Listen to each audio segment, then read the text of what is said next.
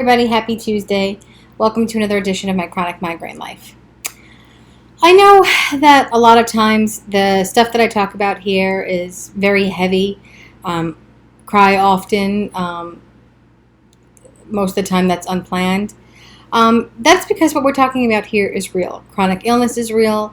My experience, my trauma, my pain, my suffering, even the ability to survive what I've been through and have amazing blessings and luck, for lack of a better word, and what I've experienced in my journey, being able to be in a position where I can look back and reflect.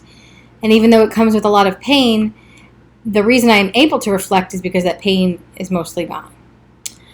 So I thought today we would talk a little bit more about something slightly cheerier, something that definitely has the power to reduce me to tears because of how beautifully wonderful it is, but I'm going to resist the urge.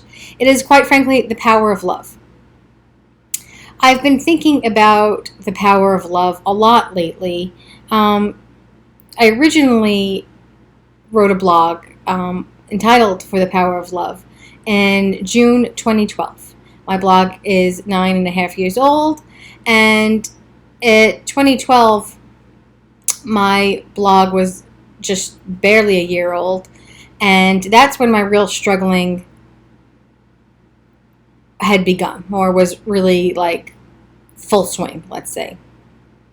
I recently reread that blog, and normally I don't like to reread blogs, the handful that I've written about my migraine illness, simply because it's just a very vivid description of what I was going through. And while I think words are very powerful, and of course I don't regret sharing or educating or anything that I've written, it just brings me back very fast to a place that is very dark and very hard, and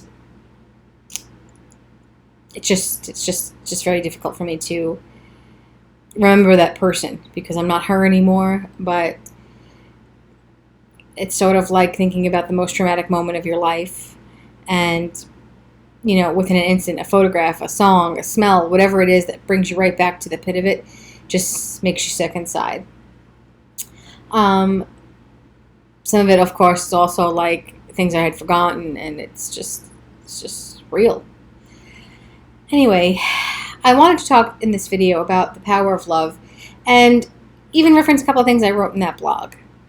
The reason I wrote that blog was because I was really feeling crummy. This was June 2012, so that previous December of 2011, I turned 30. It also marked the month that I had 25 days in a row of the exact same migraine, pain I couldn't break. And it was a really low point in my life. I feel like my migraine disease, while dominated, I'd say, about 9 to 10 years of my life. Of course, I will have it probably the rest of my life, and I had migraines prior to that, but I'm talking about the real low struggle of it all. I like to use the word, and I don't know if it's the right word, but about my migraine illness now is that while it's chronic, I feel like it's in remission of some kind. I don't know if remission is the right word, but it's the word that I use. It's taking a break, maybe, or maybe it is gone for good. The hard part is gone for good. Maybe I have normal migraines, whatever that means for me. But those 10 years were really like a downward spiral. It had peaks and valleys. It went from bad to worse to unbelievably bad to I think I'm dying to I'm going to the hospital to we're running out of treatments to a slow trajectory of maybe this medication is working. Maybe 12 more of these medications will work. Maybe this combination will work. Nope, that made me feel sick. So now we need to change that medication. Oh, this has dangerous side effects. Nope. How about this and this? And I mean, 9 to 10 years of that. So in 2011, 2010, while it was really still going from bad to worse to unbelievably bad, slowly down the trajectory. Although the tone in that blog is very optimistic because, of course, I had no idea what was yet to come. and maybe I was having a good day. But I was having a good day, not physically necessarily, but emotionally, because, you guessed it, the power of love. That particular time period, I had been reminiscing or reconnecting with a childhood friend, a girl that I refer to in my blog as Johanna's daughter, because I don't want to use her actual name, and her mother's name is not Johanna, so her identity is safe. I will, of course, link that blog in the video description here. But she had reached out to me originally 6 months earlier to write me this beautiful birthday email, which I still have. And in the blog, I allude to that I was going to save this email and make this beautiful book for myself about my 30th birthday, and that was going to go in it. I never made that book. I'm 38 and a half now, because I got that much sicker and then, quite frankly, forgot. But I still have the email. It's a dear, dear family friend, and so we were not completely out of contact, but not on a day-to-day basis. Anyway, she writes me this beautiful email, and we start corresponding more frequently back and forth. And, you know, when you're at your lowest, sure, the people that are immediately around you are trying to rally for you, but sometimes it's the words of someone that's not in your immediate circle on a daily basis that has more power. You know, of course, your immediate family is going to, your best friends are going to say, you're going to be fine, it's going to be okay. There's something about someone that's not seeing your daily struggle, but knows that you're struggling, that really is powerful. Because it's not in their face necessarily, you know, like your life and your battles aren't in their face, yet they still are thinking about you and hopeful for you, and that's very powerful, because when you're at your lowest point, physically, mentally, emotionally, you can feel like a burden. You can feel like I'm suffering all alone. Even if you are not physically alone in the room, you feel very alone. No one really understands the depth of your chronic illness or where it's going to go, good or bad, and how hard you're fighting. And, you know, with migraines, it can very often be an invisible illness, although the disease itself is not limited to your head. And so it may look like you're lazy. It may look like you're not trying hard enough. It may look like, I don't know. I was on the inside looking out, not the other way, but it's a lot of what I felt at the time. And that's where a lot of those tears come from, other conversations about, because I couldn't verbalize what I was feeling. I couldn't communicate how sick I was. And sure, I wasn't living my regular life on a daily basis, so that was obvious, but you feel like you're trapped inside this body that you have no control over, and you're in it, you're just locked in, you're seatbelted in for the ride no matter where it takes you. But somebody that's far away and is just looking by and saying, I see you, I recognize what you're going through, I'm still thinking of you, I'm still praying for you, you're not really alone. It's very, very powerful, especially when you're at your weakest. You know, the last couple of weeks I haven't been really feeling good. I had a stomach bug, and I got a note in the mail from my brother that was really sweet and telling me that I was the strongest person he knew, and my mother bought me flowers and very small tokens that really meant a great deal. And sometimes just thinking about those words or picturing the flowers downstairs in my house on the table and how pretty they were when I was up in the middle of the night really sick or really panicked brought a smile to my face. And you need that respite, no matter what your illness is, no matter how long you've had it, no matter how serious it is.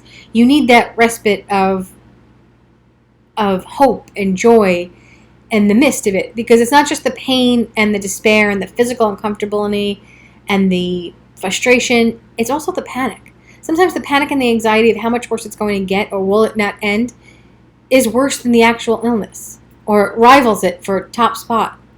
And you don't actually know what you're feeling or what else to do, and you want to just throw in the towel. And it's small things that end up being the biggest aids and helpfulness. And they all show the power of love. Love is transformative. It transforms time and space. And everything. And it's all of these little lessons that I learned along my way that I believe that even when people in my life are struggling, I send them text messages. I try to do anything I can to really push and positivity and mindfulness of what they're going through on a daily basis. And so whether they acknowledge it or not, or know it or not, I know how important it is when they will find out. The power of love is, of course, what it is, but what it really references is a Huey Lewis song from, I guess, the late 80s. Me and this childhood friend used to walk to a nearby pizza parlor, and it was a jukebox. I'm really aging myself here. And it was this tiny little place, but we loved it. And I could still smell what that pizza place smelled like inside. It's fantastic. It's no longer there, sadly, but we would walk there with our parents, and we couldn't leave till each of us played our favorite song. My friend's favorite song was Huey Lewis, The Power of Love, which is such a weird song for a little kid to like. I, of course, was more traditional. In my opinion, I liked Madonna's Material Girl. Although, of course, when I was really little, I thought she was saying Cheerio instead of material, but it's neither here nor there. And writing back and forth with her and everything, I began to think of that song, and I actually played it and listened to it and put it on my iPod. That's what was popular in 2012, it's even sadder. And ever since then, for that time being, when I was really down and out, it just brought a smile to my face. And so I'm here to tell you that the small moments in your journey are just as important as the big moments. And even if it's not your journey, it's somebody you love's journey, the power of your presence, the power of acknowledging what they're going through and checking on them is always so important. In that blog, I also referenced a cousin of mine, well, several cousins of mine, but again, a cousin I didn't speak to on a regular basis, and getting an email that said, "Hope you have a migraine-free weekend." The adrenaline, the joy of knowing that you are loved and cared for, again, I can't say it enough, motivated me. Now, of course, migraines, I want to be very clear about this because I feel like I still see and hear, and I read an article, well, I didn't read it, I skimmed it, I saw online this morning that said something about, like, 7 foods never to eat again so you'll never have another migraine, or try to, articles that, like, say you could try natural things, and, sometimes it's just a real disease. Maybe something that works for some people, but there's no identical treatment for chronic migraine patients from one to the next. And it infuriates me when people minimize how serious an illness it can be, and that it's just a matter of cutting back on your caffeine. Irritates the bejesus out of me. With that being said, when someone's taking your illness serious and praying for you because they know how serious your illness is and how you're struggling, while they might not understand what it is to have that struggle, and I would wish this on no one, not even people I dislike greatly, they're acknowledging you. Acknowledgement, validation, support, and love are the things no one in this world can really do without, especially when you're battling chronic pain. It's just as simple as that. And so when you're feeling low and bad about yourself or whatever, you're having a crummy day, try to reach out to someone that you know is having a crummier day and let them know that you're thinking of them, how their doctor's appointment went. Small things like that might be small to you, but to the person that's receiving that attention and that love, it will be priceless. Priceless. We need hope. And through love, we find hope. To hope again that tomorrow will be better than it is today. And when you're really suffering and you've had 25 days of everything just getting worse and worse, the thought that something could be better, it's hard to imagine. You don't want to get your hopes up. But knowing that the people are in it with you in some small way allows that hope to be safe. Because even if you're not feeling better, not completely better, you will feel loved, you will feel safe, you will feel supported. And so I really, really want to stress the power of love and its importance in motivating us to be the best that we can be, physically, mentally, and spiritually. So, until next time, guys, share the power of love with everyone you love.